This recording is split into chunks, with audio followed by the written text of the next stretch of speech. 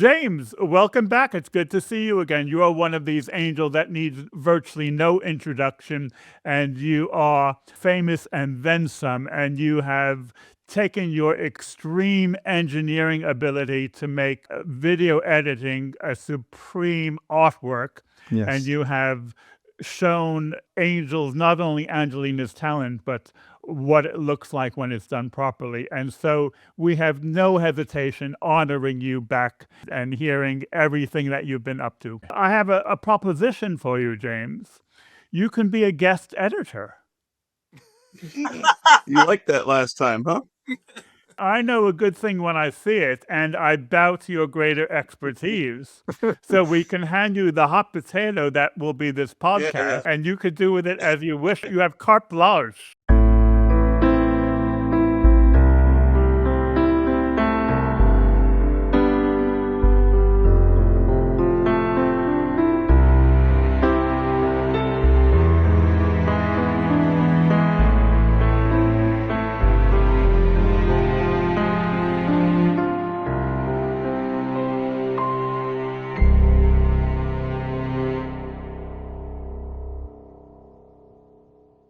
We have no hesitation honoring you back and hearing everything that you've been up to. Well, I typically say, and it's true, that I actually don't know what I'm doing. I just try to make it better. And that's the truth. So I've never taken a class, and I really don't know the theory or the rules or what you should do to do things, but I figure it out, and it's probably very inefficient.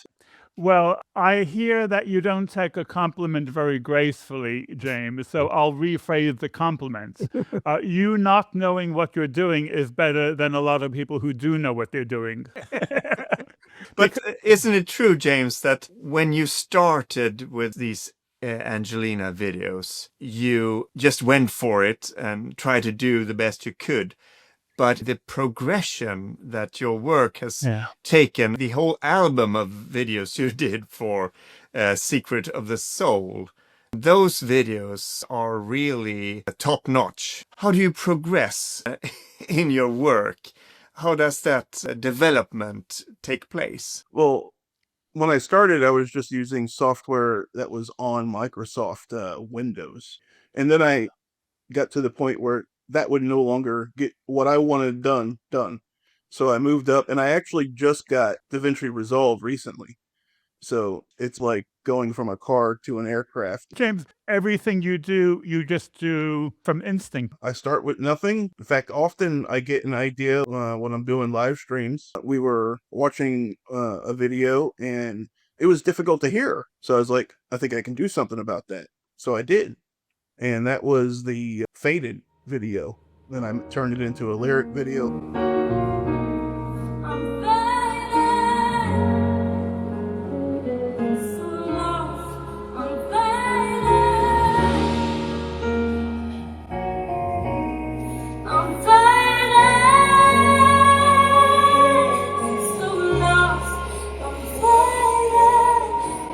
How many hours a day do you spend in your Angelina Jordan endeavors? How long am I awake? You're a full-time angel. So this is what I do. Wow. The ideas that pop up in your mind, this is what I want to do with this video. How easy is it for you to actually make that happen? Well, sometimes as I'm editing, things will just come. I don't often think about things ahead of time. I'll get material and I'll be going through it to see what I want to use, and then ideas will come. That's how Summer Wind came together. I happened to have a whole bunch of clips, like Angelina running down the sidewalk to Mary. And then I found other things that I didn't know I had, and I use them. And as I go through the clips, the ideas come how I can put them together. And then as I'm listening to the song, I remember I have the clips and just fit them in like a puzzle. So it's a little bit of improvisation. Always. So that's a kinship with Angelina's music abilities. For No One Can Hear My Heart, I just looked at the lyrics. Like it says heartbreaking. Almost everything in there is standard clips that you can get that are free. But it's amazing what you can do with them because the editing world is unlimited. You can take a thing and turn it into something that is completely different. Quite a few people have mentioned that particular song makes them think about a Bond theme. And your video is almost like a Bond introduction with the dancing silhouette women. Was that something that was deliberate because you also felt that Bond-esque theme? I hadn't even, at that time, I don't believe that it was Bondish. Of course, now I fully understand that. All you gotta do is listen to it, where there's words in the lyrics, and I searched those words, and then I put it all together. Just that simple.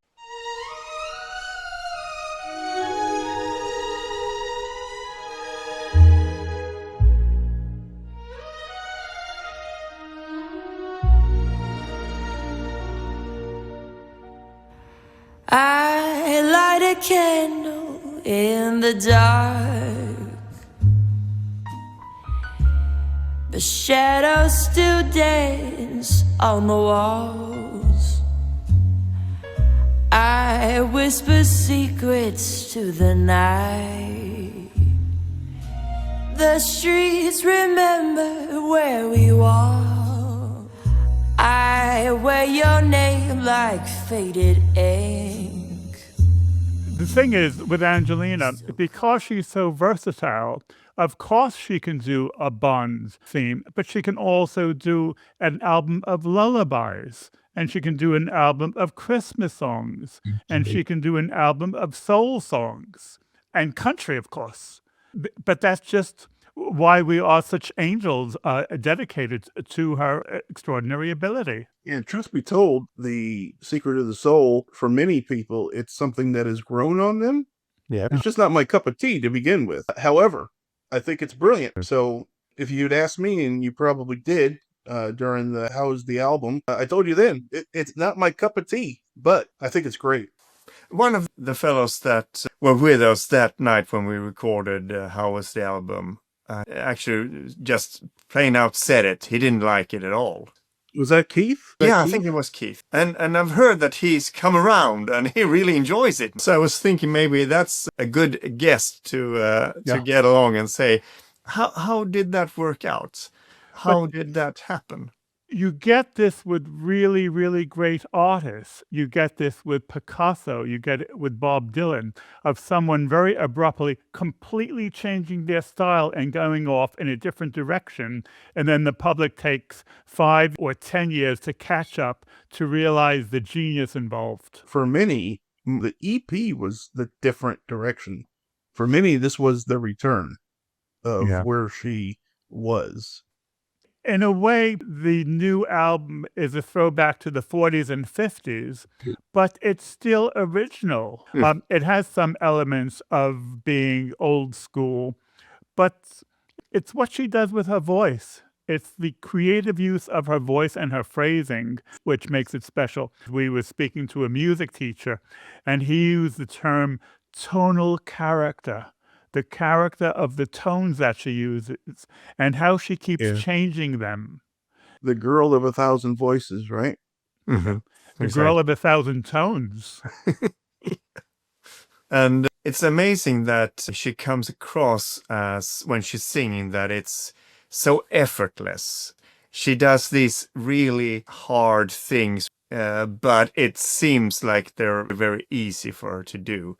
And I was preparing for this recording, and I was listening to your latest work, James, the Princess of Ruins. What's better than listening to Angelina sing Princess of Ruins? It's listening to Angelina singing Princess of Ruins. This is to that girl I met when I was 6 years old. I gave my shoes to her, and a heart of gold. Spirit in a song that people didn't care about her. It's age old.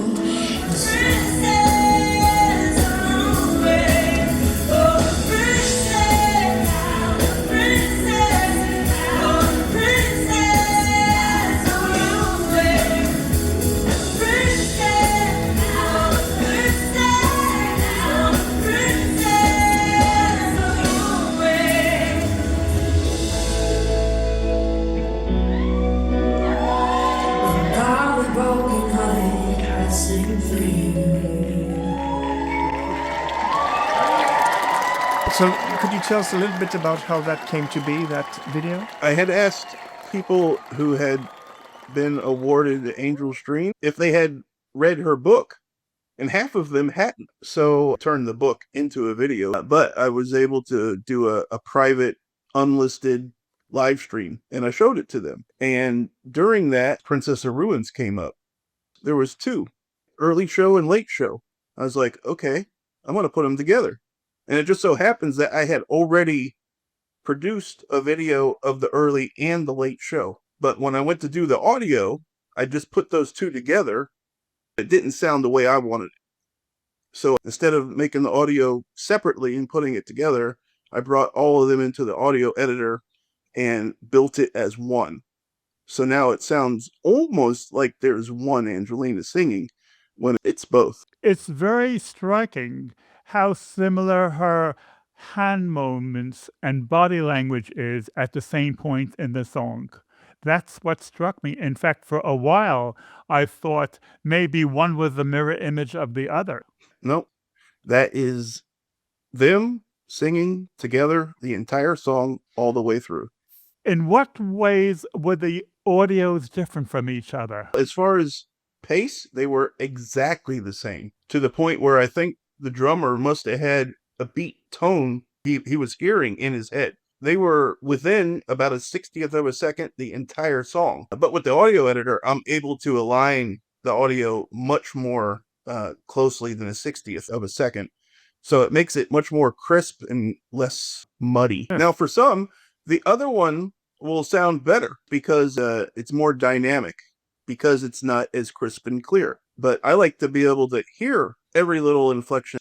That's what we're there for, her voice. And on her EP, they did something to her voice where they were layering that made it more poignant or more upfront. James, you are the unofficial monitor of the upcoming concert. How are the ticket sales going? That you'd have to ask Ackerman. Okay.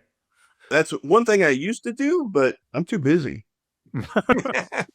So you two have a working relationship now, do you? We recently have begun talking more. When I get ideas, I just want to go with it.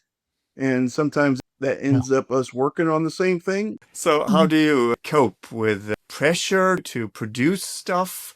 Or is it just comes natural? You just do what you do? I like doing it. I like giving people Angelina stuff to watch. I like to see them happy. That's all I take from it. In fact, it costs me money to do it. And is this something you have done before you were an Angelina fan? You do something similar then? That you were creative and got pleasure of giving to people? I was an engineer making aircraft for the Navy. But that's a very technical, you have to concentrate. You don't want to make a mistake, obviously. But there is a bit of an overlap between being an engineer and editing a video, isn't there? If I thought about it, probably. Of course, there's many kinds of engineers. I really strongly considered going to Las Vegas next month.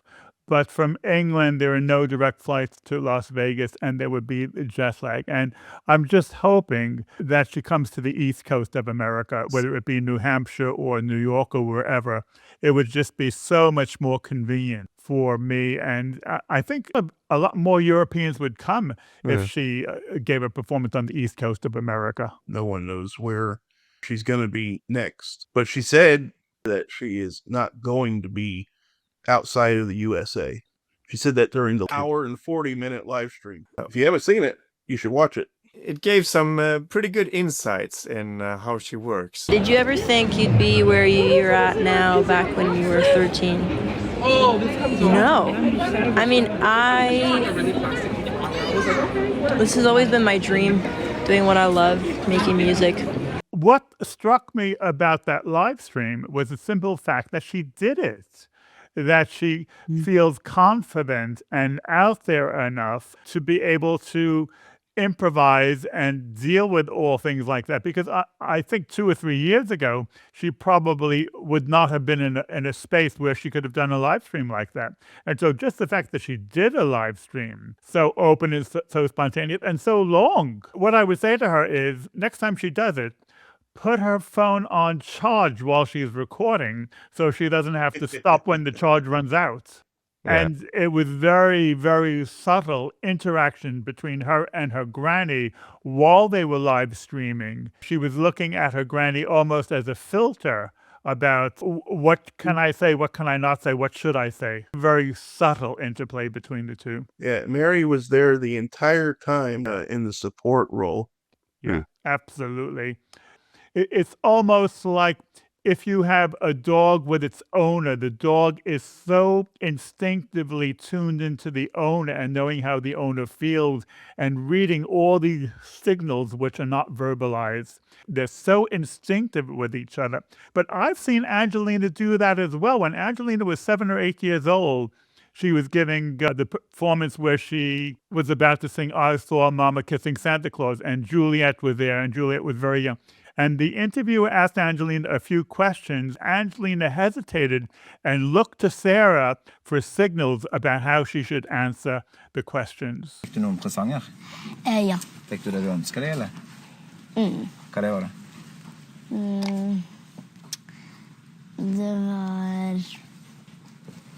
Det var masse forskjellig og veldig fint. Ja.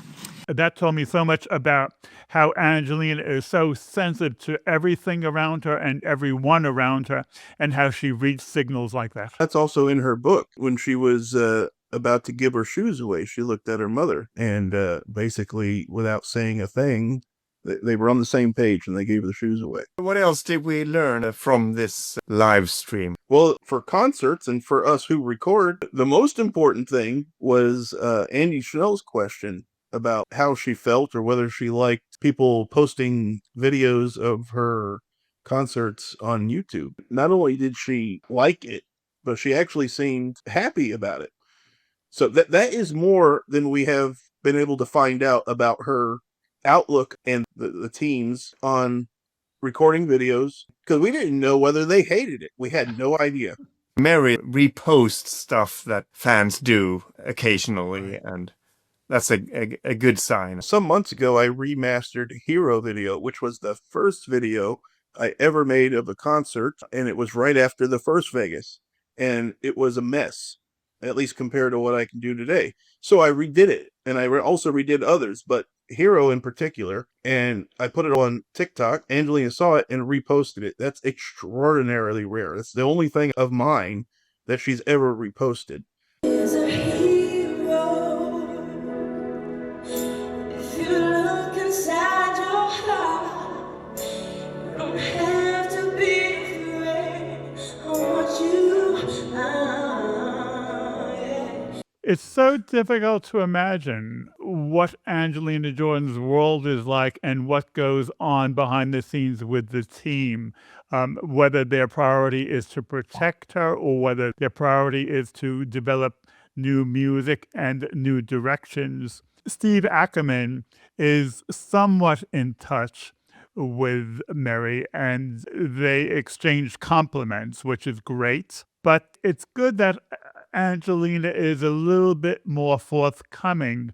And it's difficult to imagine Angelina speaking badly about something that someone does. Occasionally, there were 1 or 2 moments during that 2-part interview where she said, oh, maybe I shouldn't be saying this. She almost apologized if she had something negative to say. And that made me smile. I appreciated that, the fact that saying something negative is so unnatural for her that she almost feels like she has to apologize for that. But it's a dog-eat-dog cutthroat world being in the record industry, and she can be shielded up to a point. She can be shielded for the purity of her art, but she's still very aware of everything going on around her. From what I understand, she doesn't want to be held back. She wants to be out there. She wants to be singing for the world as soon as possible. The way they have it set up, the way they have always done it, that is going to have to happen organically. It's not something they're going to push for. When it happens, it happens. But we say even a rocket ship needs a launch pad. No matter how good the rocket ship is and how scientific and advanced it is, it still needs a place from where it can lift off. Well, the EP wasn't promoted, and the Secret of the Soul, Secret of the Star, not only were they not promoted, they were essentially given away, which in a roundabout way, they were put out there, and any proceeds that come in, they're going to give away. I'm 1000% in agreement with that approach. I think art should be free. I don't think art should be part of the marketplace and that you should have to pay for access to art. I think if someone has a talent, if they're able to put it out there without trying to earn money, for me, that is part of the highest form of art. And don't you also get a sense that her productivity has accelerated with the release of the 2 albums? I heard somewhere she's teasing us that there may even be more new songs coming along. I think there's going to be more certainly before Vegas, which is starting to get relatively close now. It was announced 7 months prior, so it's already been a heck of a long wait. But I think she will have more music coming out. She mentioned a surprise during the live stream that was going to be before Christmas. So maybe that's it. Many were speculating maybe it was an online concert like 2021, but that seems to be less likely. More likely we'll get some more music. Likely the stuff that she teased way earlier in the year, like Shadows and Woman and Memories. She's always said that she has dozens, if not 100, different songs that she's written. She's been saying that for years, and they're gradually coming more to the surface. But in addition to that, we have Mary becoming more accessible with what she does and her art and her lyrics. And so we're sort of getting the catalyst in stereo coming from 2 different directions. So the future looks bright. I think that was the catalyst that James just took up. The surprises that she's teasing us about. Wasn't Princess of Ruins a big surprise for all those people that went to her concert? This was just out of the blue. There was a new song. And you were there. We had no idea. I was like, I don't care what security says. I'm recording it, because it was near the end of the first show and security had been giving me a problem. So I was like, I don't care what they say. I'm recording this. And many other people, I think, said that too, because we got lots of recordings of it. I've always liked that song, Princess of Ruins. I like the words and I like the music, but they don't quite go together. If you weren't actually paying attention to the words, just listening to the music, you would think that it was a lighthearted dance number. The seriousness and the impact of those words are not communicated in the music, and usually Angelina specializes in how the music fits the lyrics. Well, I think it's supposed to be a celebration. Oh, good point, James. Good point. So in that respect, it fits perfectly. And when she did Thank You the first time with the reggae beat, obviously that didn't fit at all. Thank you for hurting me. But then you put it to a reggae beat and it's quite interesting.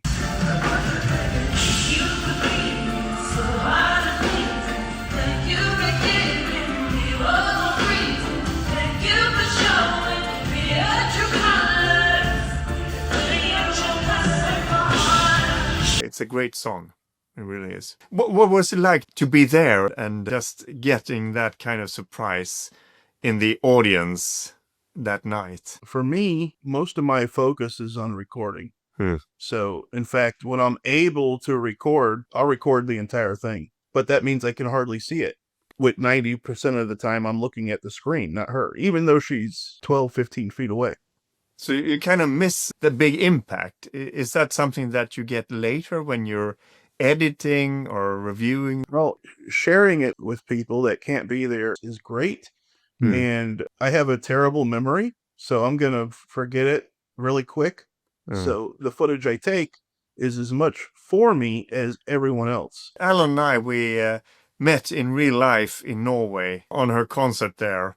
And I don't know about you, Ellen, but I can't recall a lot of details around that concert other than me thinking, I better enjoy this while it lasts because it will be over so fast. I remember that we invited a seagull to join us for the podcast. Do you remember that? Yeah.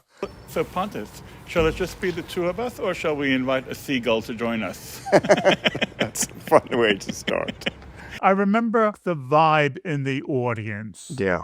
Yeah. And to me, that is so crucial. It's almost like being part of a religious community. There's an example with James and Steve Ackerman, how they get on and the way they cooperate. It's the way you and I get on, Pontus. When an angel recognizes another angel, goodwill and benevolence comes right to the fore, and it's beautiful and it's poetry. And that's what I remember about the concert. Everyone was in a good mood and everyone was pleased to be there. And it was like one big family. And that is great. That is great. Yeah, it's awesome. And who else would inspire people to give a perfect stranger the video that they recorded? If I see good video on YouTube and I don't already have it, because a lot of people just give it to Chris and I afterwards automatically so that we can make the videos. But often I find others that I've never talked to, complete strangers, and I say, hey, this is what we do. Would you be willing to contribute? I've never been told no. And that's amazing. Chris and I, the way it started was on the way home from Vegas the first time. I was like, in my head, I was like, Chris is going to make videos. I'm going to make videos. Why don't we put our video together and each of us split and make the best video we can? And then we asked others. That's how it started. We didn't go into it with an agreement. I literally texted him on Facebook. I said, hey, you're going to make them. I'm going to make them. Why don't we make them together? And he was on it right away. See, in that way, Mary is almost like in the vanguard. She's our spiritual leader when she writes lyrics like, I don't need riches, I don't need gold. It's sort of like a motif for us that we don't need commercial profit for what we do. We get satisfaction in a different way. Yeah. Oh, for sure. And that's also really great that they have ended their relationship with Republic Records and that they've gone independent. I think that's the best way forward. And also taking it slow. There's no rush. I also think that if it was up to Angelina, she would just go out there and do everything she could and really just amaze us. But I think the family is holding her back a little bit. On a very primitive level, Angelina feels, I have a gift. Let me share my gift with you. And it's a gift with a capital G, and it's a special gift.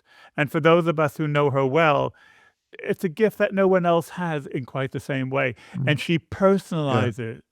I feel she is giving me this gift personally. One thing that was interesting about the long live stream was that she was so open, the opposite of what we usually run into, which is closed. But she herself was very open. And when she was reading the questions, she was just reading them as they came up. No one was going through them and saying, here, look at this one, look at this one. She was just reading the chat. They can't be much more open than that, because you never know what's going to come along, and she just answered all of it. And the thing that you referenced earlier, Alan, was the controversy about the Eurovision Song Contest that they had to bail out on. Yeah.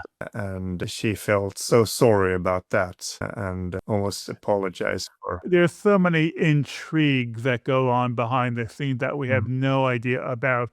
But you and I, Pontus, who live in the ordinary world, the intrigues that we experience are tame compared to the big business intrigues that go on with corporations. So what she and her team have to deal with is something we can't really even imagine. But Mary has also been very critical about some of the individuals that Angelina has come in contact with during her time with Republic Records. What's your thought of that, James?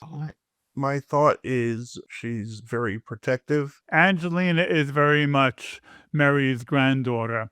And so if Angelina apologizes for saying something negative, I think if Mary realized she said something negative, maybe she removes it from TikTok or maybe she decides not to publish it. I think Mary is very sensitive to not being critical. I think that's really where Angelina gets it from. During the live stream, Angelina mentioned that Mary will post things without permission, she said. And she posts things that you would never expect a 19-year-old girl to ever want posted. So it's quite funny, actually. But Mary, she just puts it out there. I think that's great because you and I are human and Angelina is human too. And so when she is able to put things out like that, she reminds us that despite her ordinary talent, she's also human. And one of the most heart-wrenching things I've seen actually was the clip. I've only seen it twice because I don't have the guts to see it more. Is the scene from the hospital where Angelina was crying and when Mary had her cancer diagnosed. And that was so moving. And just putting those things out there is a sign that this is what the human condition is all about. That's what her singing is also about. Her singing is about the human condition.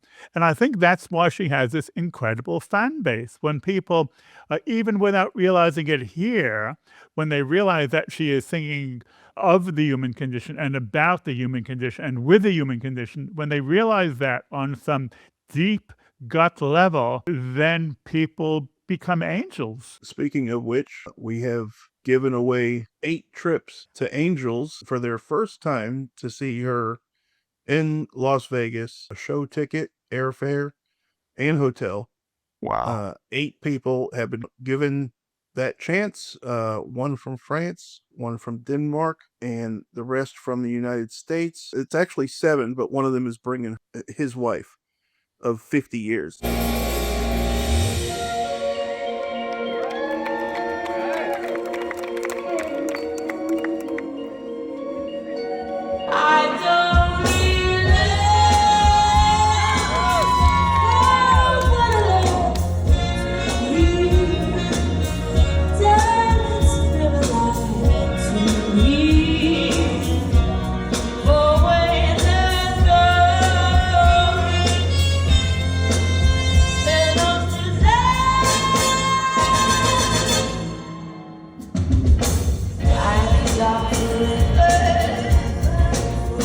How were they chosen, James? Brendan Spillane actually was in the chats, my live streams, trying to give away a ticket because he couldn't go, so he wanted to help someone else.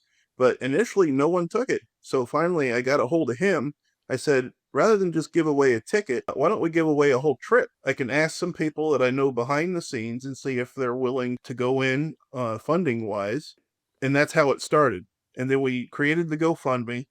So the answer to the question is those original founders of the fund actually make the decision of who wins. So that way I was able to take myself out of it, which was great. So I sort of guide things, but they make decisions, and all of the winners were announced during live streams. So everybody can get involved in it. It's not behind the scenes. That's such a great initiative, and it's in line with what Angelina would have done. The winners of Angel's Tree, the total number of years that the 7 have followed her is 55 years. Wow. So they're hardcore fans. Yeah, and a few of them are from the beginning. It's an eclectic bunch, and I created a group chat in Facebook so everyone can stay on the same page and create a relationship with each other ahead of time. And some of them might want to join us on an episode. Yeah. How was the concert? I already warned them that possibly I would rope them into an appearance in this episode.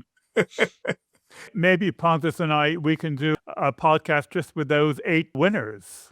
Because it is something different listening to Angelina through YouTube or on Spotify and actually being there and getting those vibrations straight Yeah. from her mouth and into your soul during a concert. That tops it all. And being with 100 of other people who are also getting that same impact. 7 of them so Yeah. far.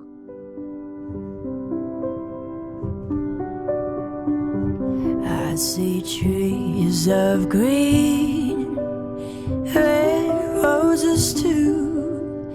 I see them bloom, eyes of blue in clouds of white. My name's John Wickman, and I'm 65 years old, and I'm a big Angelina fan. Lynette Pasqua, 73. So what are your thoughts about actually going to Vegas and joining all the angels and everything? It's going to be wonderful. The fact that I'm going to see Angelina is just mind blowing, and then just meeting everybody that I've talked to, and I'm very excited about it. I can't wait. yeah, it's going to be great. I mean, Yeah, it's closer on the horizon, and I think the closer it gets, the more excited you get. Said it many times, but when she first walks out on stage, that is something.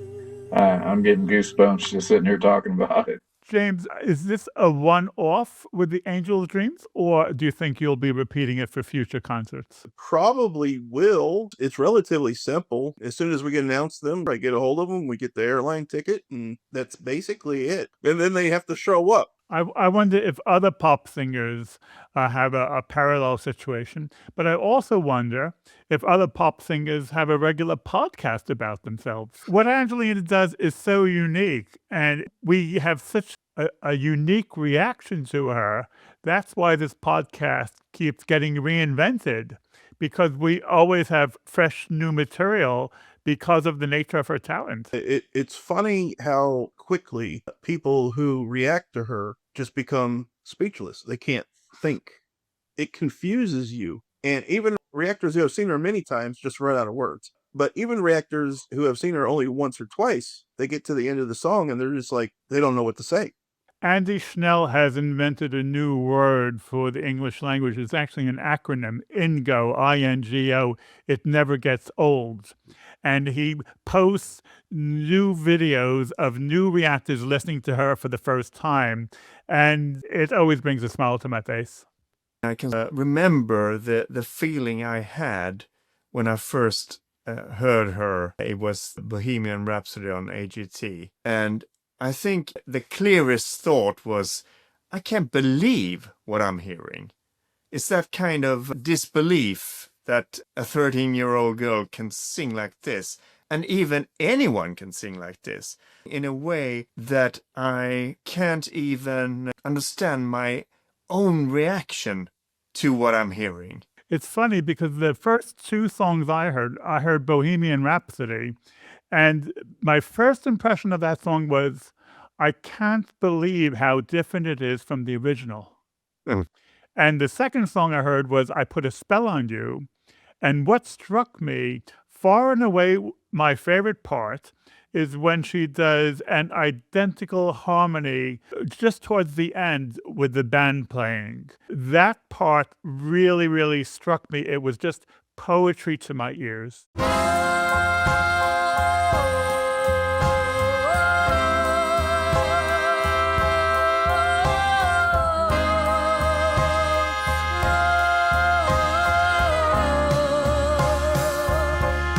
There are no direct flights from Las Vegas to England. So that was part of my calculus.